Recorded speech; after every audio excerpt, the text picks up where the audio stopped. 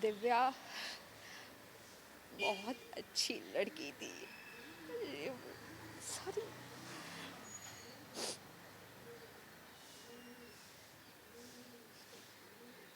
बहुत अच्छी लड़की थी Divya.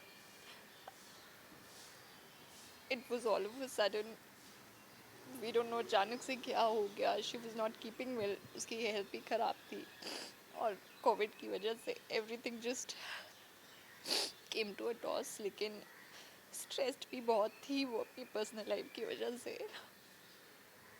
But I am very sure कि अब वो जहाँ है बहुत ही, she is happy now and I really wish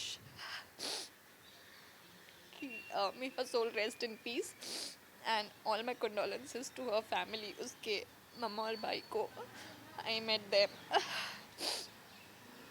That's it. Thank you.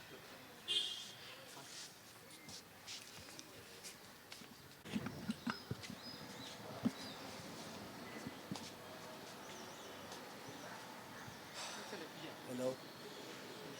Divya मेरी बहन जैसी थी। पहला शो मैंने उसके साथ किया था, प्रीतो। मेरा पहला शो उसके साथ था और पहले दिन से हम बहुत ही अच्छे दोस्त और भाई बहन वाला रिश्ता हो गया था। मेरे पास तब गाड़ी नहीं होती थी, तो उसने मुझसे बोला था कि पवई से तू अंधेरी कैसे आएगा, आजा मेरे साथ बैठ जा, मैं तेरे को ड्रॉप कर देती हूँ। तब से मेरी उसके साथ बहुत अच्छी बॉन्डिंग हो गई थी।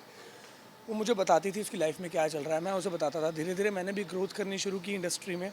वो बहुत खुश होती थी जब मैं उसे बताता था। वो जब इस घटिया इंसान से शादी हुई उसकी, गगन से, तो मैं उसको बोलता था ये इंसान ठीक नहीं है दिव्या। तो कहती थी मैं प्यार करती हूँ, मैं इसे ठीक कर दूँगी। लेकिन मुझे ये नहीं पता था कि वो इसे इतना मारता था, इतना उसे टॉर्चर करता था। वो इंसान जहाँ भी हो ना, उसे छोड़ना नहीं। उसे मरना ही पड़ेगा, उसे उसे छोड़ना नहीं कहीं। Thank you.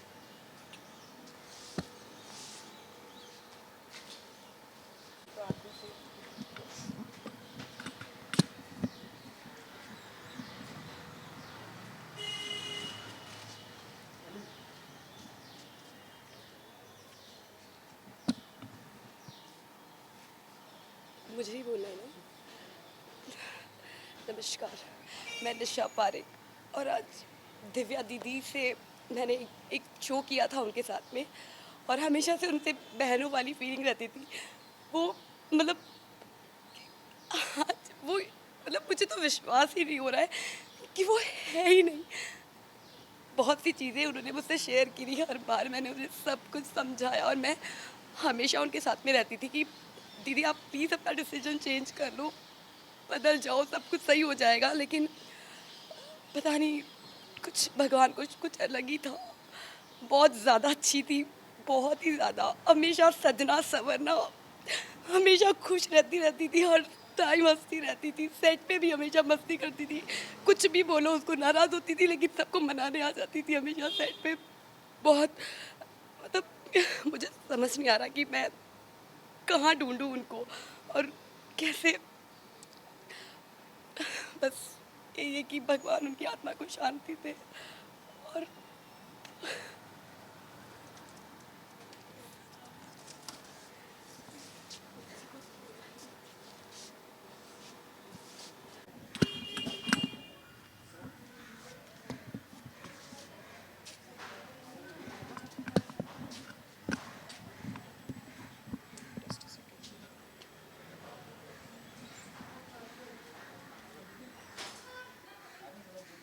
You want to ask something कि मैं खुद ही बोलूं?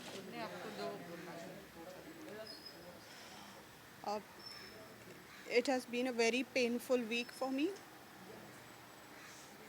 Divya was one of my first friends in Mumbai. ये रिश्ता से नंदिनी और गुलाबों की जर्नी आप लोगों ने सबने देखी थी, पर ऐसे फिनिश होगी नहीं पता था। वो बहुत ही प्योर सोल थी, सबकी हेल्प करती थी। और जब जब मैं उसके घर गई हूँ, उसको उसको देखा है, कोई ना कोई नए नए पर्सन की हेल्प करती थी, वो शेल्टर देती थी। और ऐसी ऐसी बंदी के साथ इतना बड़ा हादसा नहीं होना चाहिए था। She deserve to live more and I just wish वो जहाँ पर भी है बस पीसफुल रहे और अपने पापा के पास खुश रहे। Sneha soul rest in peace. Love you, Divya. Thank you.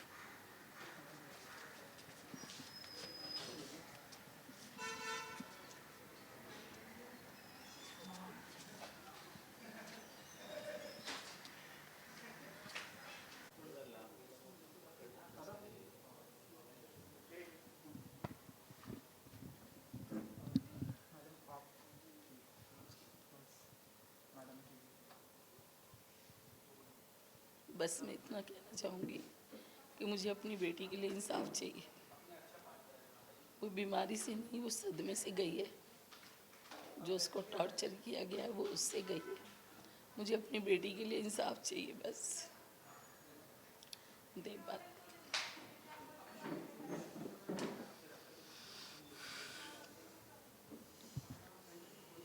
इतनी पॉजिटिव लड़की होने के बाद अगर वो कोविड से गई है ना, तो मैं मान ही नहीं सकता। इतने टाइम से टॉर्चर सह रही थी, हमें भी नहीं पता था।